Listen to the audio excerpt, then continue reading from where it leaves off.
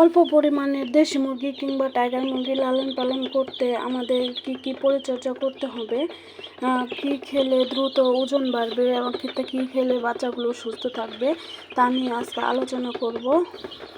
আমাদের আলোচনার সাথেই থাকুন। আসসালামু আলাইকুম। হ্যালো বন্ধুরা, কেমন আছেন সবাই? আশা করি ভালো আছেন। আমরাও সবাই ভালো আছি। এখানে আমার বাচ্চার বয়স মোট 9 দিন।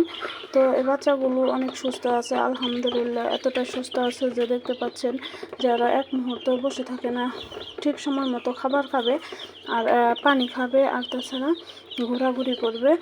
এটাই পরিমাণ আমার এখানে আছে 200 লিটারের যে ড্রাম, এই ড্রামটা আমি 2 ভাগ করে নিয়েছি। এই তো 2 ভাগ করে নিয়ে আমি এখানে 48টা মুরগি রেখেছি।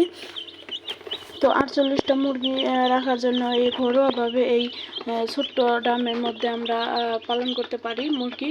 তো আমরা চিন্তা করি যে কিসে লালন পালন করবো, মুরগির বাচ্চা বড় হচ্ছে না দ্রুত, আর কি খাবার খাওয়ালে ওজন বাড়বে, বড় হবে, সুস্থ থাকবে।